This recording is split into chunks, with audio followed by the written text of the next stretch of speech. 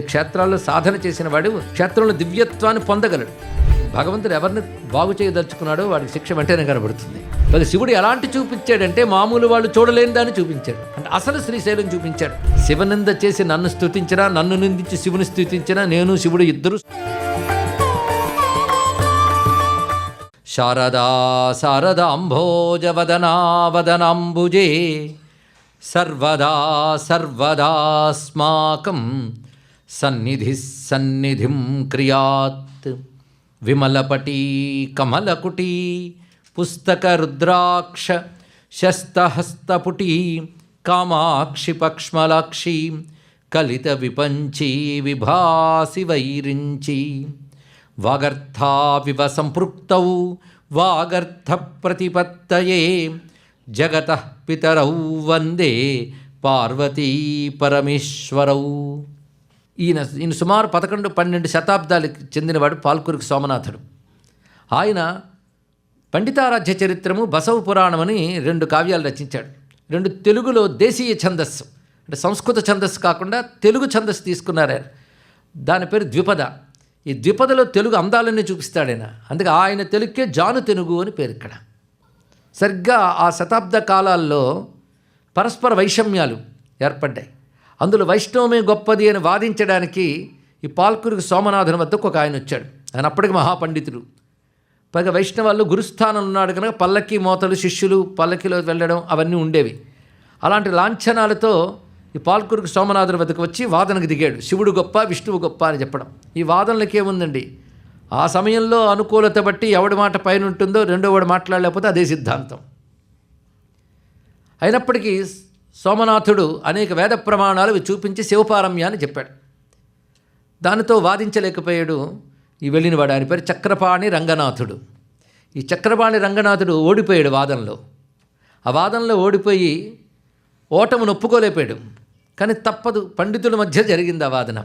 కానీ ఇతన్ని ఓడించాలంటే శాస్త్రంతో కాదు, ఇంకేదైనా శక్తి సంపాదించాలి అని నిశ్చయించుకుని అహోబల క్షేత్రానికి వెళ్ళాలి అని నిర్ణయించుకున్నాడు. పల్లకీలో కూర్చుని ఉన్నాడు, శిష్యులు తీసుకువెడుతున్నారు. అహోబలానికి వెళ్ళి నృసింహస్వామిని ఉపాసన చేసి ఆయనిచ్చిన శక్తితో ఇతను వచ్చి వాదించి ఓడించాలి అని ఆయన ఒక ఆలోచన, ప్రణాళిక. సరిగ్గా వెళుతూ ఉన్నాడు. వెళుతూ ఉండగా శ్రీశైల మహాక్షేత్రం నుంచి వెళుతూ ఉన్నారు. పైగా పల్లకికి తెరలు వేస్తున్నాయి. ఇక ఘంటానాదాలు వినబడుతున్నాయి, ఆలయ యొక్క ఘంటలు మొదలైనవి. వెంటనే శిష్యుల్ని అడిగాడు, ఏమిటి ఇక్కడ ఉంది అని తెర తీసి చూస్తూ ఏమిటి ఇది అని అన్నాడు ఆయన. శిష్యులు అన్నారు, ఇది శివక్షేత్రం అండి, శ్రీశైల మహాక్షేత్రం అంటే చీచి అన్నాడు ఆయన. ద్వేషం అంత భయంకరం అండి, ఏం చేస్తాం. ఇప్పటికీ అలాంటి వాళ్ళు కనబడుతూనే ఉంటారు, బాధాకరమైన అంశం. ఆఖరికి ద్వేషం ఆచార్య స్థానంలో కూర్చుంటుంది కలియుగంలో. మరొక బాధ, అదొక బాధ. మరి ఈయన ఆచార్యుడు, ఓడిపోయిన ఆచార్యుడు చీచి అని అన్నాడు, తెర వేసాడు. అహోబలానికి పల్లకి చేరింది. దిగేటప్పుడు కళ్ళు కనిపించట్లేదు అతనికి, కళ్ళు పోయి. అయితే తిట్టిన వాళ్ళందరూ వెంటనే కళ్ళు పోతాయి అంటే పోకపోవచ్చు, దాని టైం అది తీసుకుంటుంది. కానీ భగవంతుడు ఎవరిని బాగు చేయదలుచుకున్నాడో వాడికి శిక్ష వెంటనే కనబడుతుంది. వాడికి తెలుస్తుంది దానివల్ల అని, కనుక జాగ్రత్త పడతాడు. ఇక్కడ అహోబలం చేరుకున్నాడు. అంధుడయ్యాడు, నేత్రములతో ఏం కనిపించట్లేదు. శిష్యుల సహాయంతో అక్కడ భవనాశిని నది ఉంది అహోబలంలో. అక్కడ స్నానం చేసి నరసింహస్వామి ఉపాసన చేస్తున్నాడు. నరసింహ మూలమంత్రాన్ని జపం చేస్తూ ఆరాధన చేస్తున్నాడు శిష్యుల సహాయంతో. స్వామి అనుగ్రహం కలగలేదు. ఆయన దర్శనము లేదు, అనుగ్రహము లేదు. కొంతకాలం అయింది, బాధ కలుగుతోంది, నన్ను నృసింహుడు అనుగ్రహించట్లేదు కదా అని. ఆ బాధతో ఒకరోజు తీవ్రంగా సాధన చేస్తుంటే స్వామి స్వరం వినబడింది, నాయన నువ్వు చేసినది తప్పు, శివనింద చేశావు. శివనింద చేసి నన్ను స్తుతించినా, నన్ను నిందించి శివుని స్తుతించినా నేను శివుడు ఇద్దరూ సంతోషించరు, ఇది తెలుసుకో. ఇది నరసింహస్వామి చెప్పాడు. నువ్వు శివుని పట్ల చేసిన అపచారానికి నేను వేసిన శిక్షది నీకు. దాని నుంచి నువ్వు బయటపడాలంటే మళ్ళీ శ్రీశైలానికి చేరుకుని మల్లికార్జున స్వామిని ఆశ్రయించాలి నువ్వు. ఆయన అనుగ్రహం చేతనే నీకేమైనా లభించాలి, వెళ్ళు అని చెప్పగానే ఈయన తిన్నగా శ్రీశైల మహాక్షేత్రానికి వెళ్ళి ఆర్తితో శివుని ఆశ్రయించాడు. ఆ శివలింగానికి అభిషేకం చేసి అశ్రువులతో ఆయన్ని అర్థించగానే శివుడు ఆయనకి ఒక నేత్రాన్ని ఇచ్చాడండి. ఆ నేత్రం ఇచ్చిన తర్వాత సంతోషించాడు. రెండవ నేత్రం కావాలంటే నువ్వు ఎవరి దగ్గర వాదించావో ఆయన ఇక్కడికే వస్తున్నారు, ఆయన దగ్గర నుంచి అనుగ్రహం పొందు అనగానే పాల్కురికి సోమనాథుల వారు అక్కడికి వచ్చారు. అప్పుడు ఆయన వద్ద చేరి నాకు పంచాక్షరి మంత్రాన్ని ఉపదేశించండి అని అడిగాడు. అప్పుడు ఆయన తన శిష్యుని ద్వారా ఆయనకు పంచాక్షరి మంత్రాన్ని ఉపదేశించారు. ఆ పంచాక్షరి మంత్రం పొంది జపం చేయగానే రెండవ నేత్రం కూడా వచ్చింది. ధ్యానం చేసి ఆ శివుని తలంచుకొని కనులు తెరవగానే ఇదివరకు చూసిన శ్రీశైలం ఆయనకు కనబడలేదు. అంటే రాళ్లతో చెట్లతో ఉన్న శ్రీశైలం కాకుండా ఒక జ్యోతిపుంజంలాగా దివ్యమైన కల్పవృక్షాలు, దేవతలు ఇవన్నీ కనబడుతున్నాయి. అంటే అవి నిజానికి ఉంటాయి, అనుగ్రహం ఉండి సిద్ధి పొందితే అవి గోచరిస్తాయి. ఇది ఒక రహస్యమైన విషయం. అదే క్షేత్రాల్లో సాధన చేసిన వాడు క్షేత్రంలో దివ్యత్వాన్ని పొందగలడు. ఆ సాధన బలమైనప్పుడు దివ్యత్వాన్ని సాక్షాత్కరింపజేసుకోగలడు కూడా. దానికి తగ్గ సాధన చేయాలి. ఇతడు అనుగ్రహం లభించడం చేత నృసింహస్వామి అనుగ్రహం, పశ్చాత్తాపం వల్ల శివానుగ్రహం, గురువు యొక్క అనుగ్రహం, పంచాక్షరి మంత్ర ప్రభావం ఇవన్నీ కలిసి, పైగా దుఃఖంతో ఉన్నవాడు సాధన చేసినప్పుడు చాలా గట్టిగా చేస్తాడండి. దెబ్బతిన్నాడు కనుక బయటపడాలని తపన ఉంటుంది కనుక వాడికి విశ్వాసం చాలా బలంగా ఉంటుంది. అదే సుఖంగా కాలక్షేపంగా ఉన్నవాడికి మంత్రం ఇవ్వండి, వాడు ఆడుతూ పాడుతూ శ్రద్ధ లేకుండా చేస్తాడు. ఆకలి వేసినప్పుడు అన్నం తినే రుచి వేరు, ఆకలి లేనప్పుడు తినే రుచి వేరు. అందుకే తరించాలని తహతహ ఉన్నవాడు చేసే సాధన వేరు ఇక్కడ. అందువల్ల దీనికి దివ్యమైనటువంటి శ్రీశైలం కనబడింది. ఆ కనబడిన శ్రీశైలం ఎలా ఉన్నది అని తెలుగులో ఆయన అత్యద్భుతమైన ద్విపద కావ్యంగా రచించాడు. ఒక్కదానిపై మనం ప్రవచనం చేసుకున్న శివతత్వం చాలా విస్తారంగా ఉంటుంది. దాని పేరు నయన రగడ.